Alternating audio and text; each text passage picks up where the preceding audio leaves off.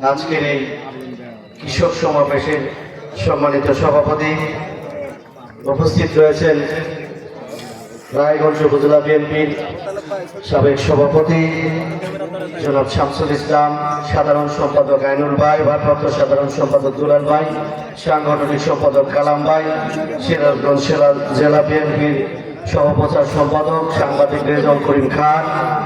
উপস্থিত রয়েছেন সিরাজগঞ্জ জেলা কৃষক দলের আহ্বায়ক লতিকা খান, সদস্য সচিব চান্নু ভাই, আরো উপস্থিত রয়েছেন যুব দলের সভাপতি,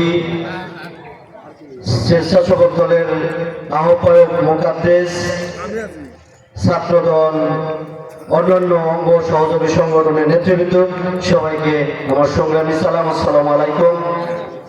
আজকে আমরা ভাষার জন্য সংগ্রামের কথা আমরা স্মরণ করেছি। সারা বাংলাদেশ ব্যাপী, সারা পৃথিবী ব্যাপী আন্তর্জাতিক মাতৃভাষা দিবসে, সেই সাথে আজকে সারা বাংলাদেশে শহীদ রাষ্ট্রপতি জিয়াউর রহমান সাহেব রেখে যাওয়া কৃষকদের স্বনির্ভর বাংলাদেশের, আত্মনির্ভরশীল বাংলাদেশ গড়ে ওঠার ইতিহাসের অংশ হয়ে থাকার সুযোগের জন্য মহান রব্বুল আলামিনের নিকট কৃতজ্ঞতা জ্ঞাপন করছি। শহীদ রাষ্ট্রপতি জিয়াউর রহমান এই বাংলাদেশে কৃষকের ভাগ্য উন্নয়নের জন্য কাজ করে গেছেন, তারই অংশ এবং ধারাবাহিকতা এখনো বজায় রয়েছে। আমরা সেই অংশ হিসাবে কৃষক সমাবেশের উল্লেখযোগ্য দিক বক্তারা ইতিমধ্যে আপনাদের মধ্যে আলোচনা করেছেন।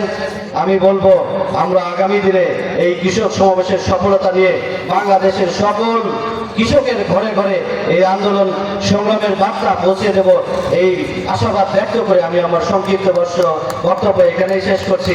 বাংলাদেশ জিন্দাবাদ, শহীদ জিয়াউর হক, দেশনেত্রী বেগম খালেদা জিয়া জিন্দাবাদ, দেশনায়ক তারেক রহমান জিন্দাবাদ।